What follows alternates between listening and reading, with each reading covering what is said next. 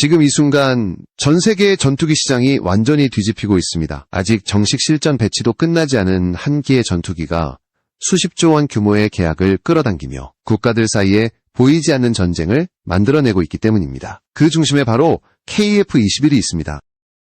말레이시아와 필리핀은 이미 이 전투기를 먼저 확보하기 위해 물밑 경쟁에 돌입했습니다. 단순한 도입이 아닙니다. 누가 먼저 받느냐에 따라 향후 10년 이상 공군 전력의 우위가 결정되기 때문입니다. 생산 순번 하나를 두고 국가 간 신경전이 벌어지는 상황. 이것은 단순한 무기 구매가 아니라 전략적 생존 경쟁입니다. 하지만 더 충격적인 장면은 따로 있습니다. 공동개발국이었던 인도네시아가 이 전투기를 놓칠 위기에 빠졌다는 사실입니다. 분담금 문제로 시간을 끌던 사이 주변 국가들이 먼저 계약을 추진하면서 생산 라인에서 밀려날 가능성이 현실이 되어버린 것입니다. 한때 주도권을 쥐고 있던 국가가 순식간에 가장 불리한 위치로 떨어진 것입니다. 이 와중에 인도네시아는 더욱 이해하기 어려운 선택을 내립니다. 중국산 제1공시 전투기 도입을 결정하고 동시에 다른 국가들과의 군사협력까지 확대하는 움직임을 보이기 시작한 것입니다. 이 선택 하나로 인해 KF-21 도입 자체가 막힐 수도 있는 상황이 만들어졌습니다. 미국 장비가 포함된 KF-21 특성상 승인 없이 수출이 불가능하기 때문입니다. 결국 한 번의 판단이 전체 전력 구조를 무너뜨릴 수 있는 위험한 도박이 되어버렸습니다. 한편 다른 전선에서는 더 놀라운 일이 벌어지고 있습니다. 무려 40년 넘게 국산 전투기 개발에 매달려온 인도가 처음으로 한국의 KF-21을 인정하기 시작한 것입니다. 그동안 자국의 테자스를 세계 최고라고 주장해왔던 국가가 이제는 KF-21이 더 강력하고 현실적인 선택지라고 평가하고 있습니다. 이는 단순한 평가 변화가 아니라 기술 격차를 공식적으로 인정한 순간입니다. 터키 역시 상황은 다르지 않습니다. 칸 전투기를 통해 5세대 전투기 시장에 도전하고 있지만 엔진 문제와 개발 지연으로 인해 실제 전력화까지는 긴 시간이 필요합니다. 결국 지금 당장 전력을 확보해야 하는 국가들에게 KF-21은 가장 현실적인 대안으로 떠오르고 있습니다. 이 모든 흐름은 하나의 결론으로 이어집니다. KF-21은 더 이상 단순한 신형 전투기가 아닙니다. 세계 전투기 시장의 판도를 뒤흔드는 중심축이 되었고 국가들의 선택을 강제로 바꾸고 있는 전략 무기가 되었습니다. 그리고 지금 그 전투기를 둘러싼 보이지 않는 경쟁은 점점 더 격렬해지고 있습니다. 말레이시아가 조용히 움직이기 시작했습니다. 겉으로는 단순한 전력 증강처럼 보였지만 실제로는 완전히 다른 계산이 깔려 있었습니다. 기존 전투기를 업그레이드하는 수준으로는 더 이상 현대전장에서 살아남을 수 없다는 판단, 그리고 그 해답으로 KF-21이 떠오른 것입니다. 말레이시아 군사 매체들은 이미 내부적으로 KF-21 도입을 위한 예비 협상이 시작됐다고 전했습니다. 단순한 관심 단계가 아니라 실제 도입을 염두에 둔 구체적인 접근입니다. 특히 이들은 KF-21이 본격적인 수출 단계에 들어가기 전에 먼저 협상에 참여함으로써 무장 구성과 시스템 통합, 그리고 산업 참여까지 유리한 조건을 선점하려는 전략을 취하고 있습니다. 이 전략이 중요한 이유는 분명합니다. 전투기는 단순히 구매하는 것이 아니라 얼마나 깊게 참여하느냐에 따라 이후 유지 비용과 전력 효율이 완전히 달라지기 때문입니다. 말레이시아는 초기부터 개입함으로써 향후 수십 년간 발생할 비용을 줄이고 동시에 협상력을 극대화하려는 계산을 하고 있는 것입니다. 하지만 이 움직임이 진짜 긴장감을 만든 이유는 따로 있습니다. 필리핀이 이미 KF-21 도입을 훨씬 앞서 추진하고 있었기 때문입니다. 필리핀은 블록 1기체 16대 도입을 사실상 확정하고 계약 체결을 향해 빠르게 움직이고 있습니다. 이는 단순한 구매가 아니라 생산 순번을 확보하기 위한 선제 공격입니다.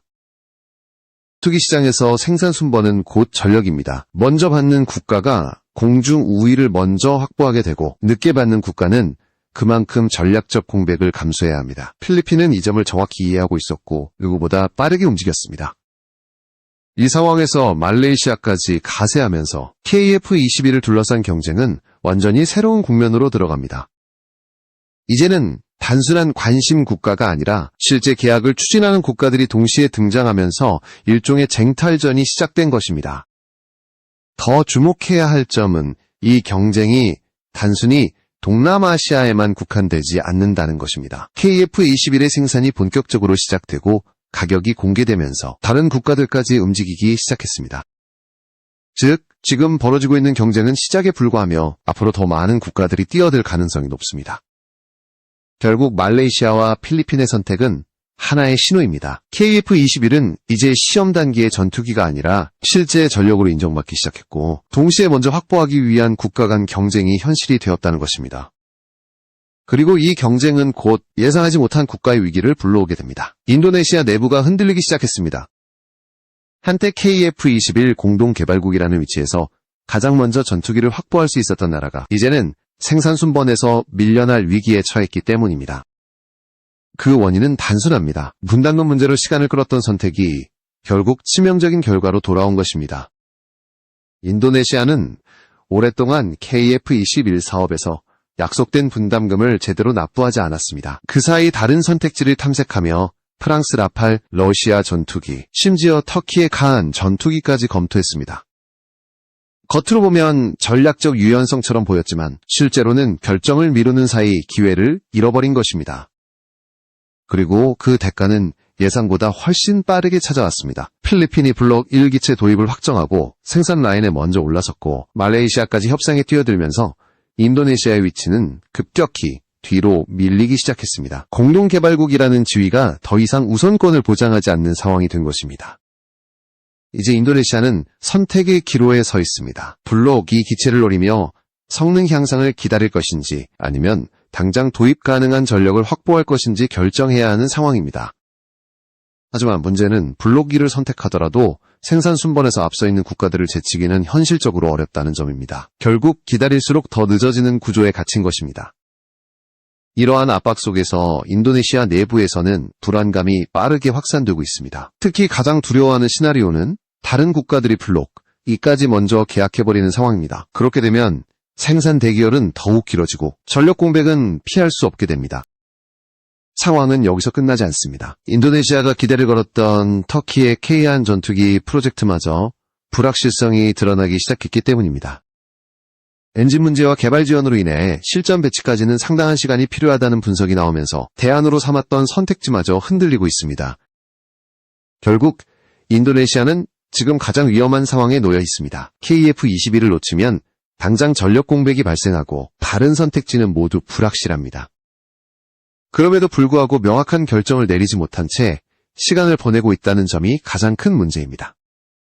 한때 중심에 있던 국가가 순식간에 가장 불리한 위치로 떨어진 지금 인도네시아의 선택 하나가 향후 공군 전력의 미래를 완전히 바꿔버릴 수 있는 상황이 되었습니다. 그리고 이 불안정한 상태는 곧 더 큰 충격으로 이어지게 됩니다.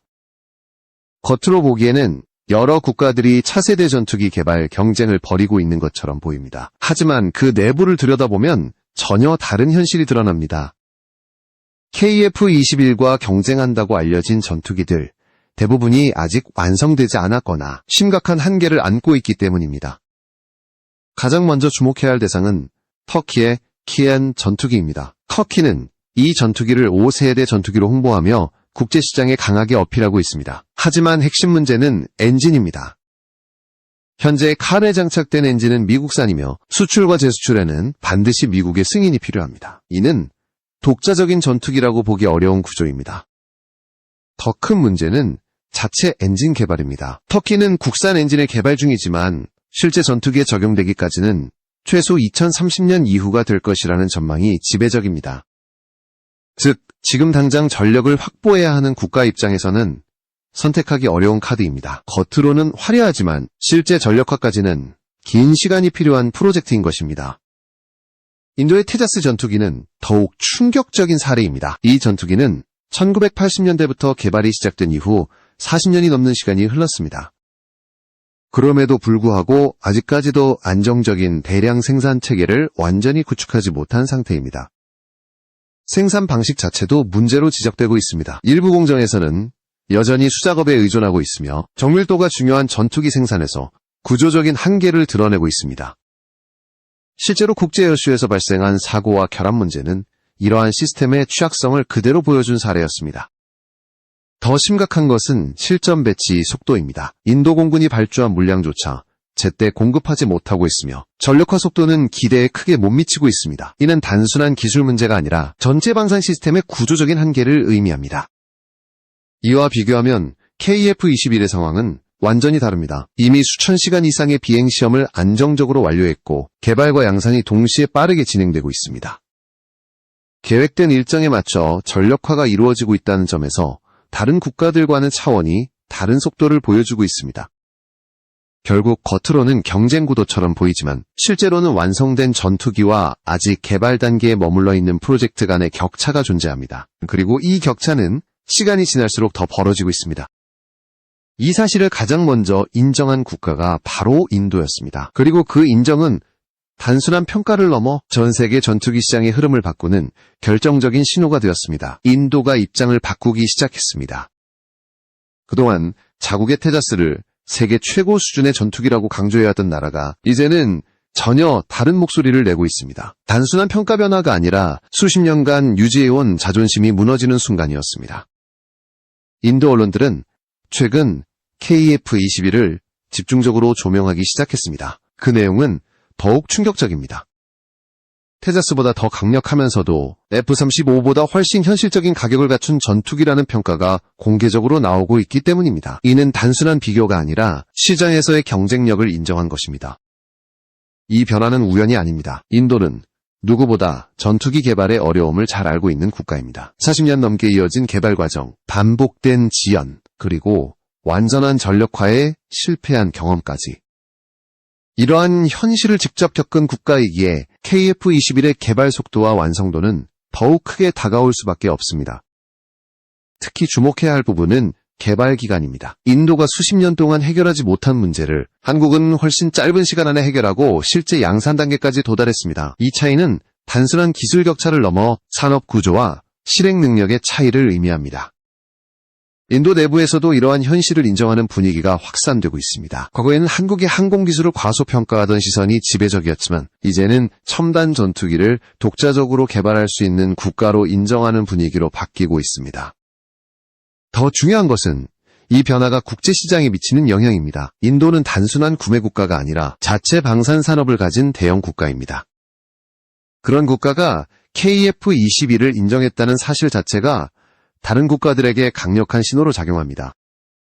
결국 인도의 변화는 하나의 전환점입니다. KF-21이 더 이상 신흥 전투기가 아니라 기존 강자들과 경쟁할 수 있는 현실적인 선택지로 자리 잡았다는 것을 의미합니다. 그리고 이 신호는 곧 더 많은 국가들의 선택을 바꾸게 됩니다. 하지만 바로 이 시점에서 예상하지 못한 방향으로 상황이 급변하기 시작합니다. 한 국가의 선택이 전체 판도를 뒤흔들 수 있는 결정으로 이어지게 됩니다. 결정적인 선택이 내려졌습니다. 인도네시아가 결국 중국산 제1공식 전투기 도입을 추진하기 시작한 것입니다.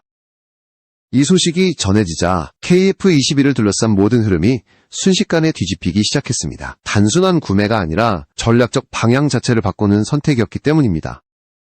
인도네시아는 기존에도 러시아, 프랑스, 미국 등 다양한 국가의 전투기를 혼합 운영해왔습니다. 하지만 이번 선택은 그 수준을 넘어섭니다.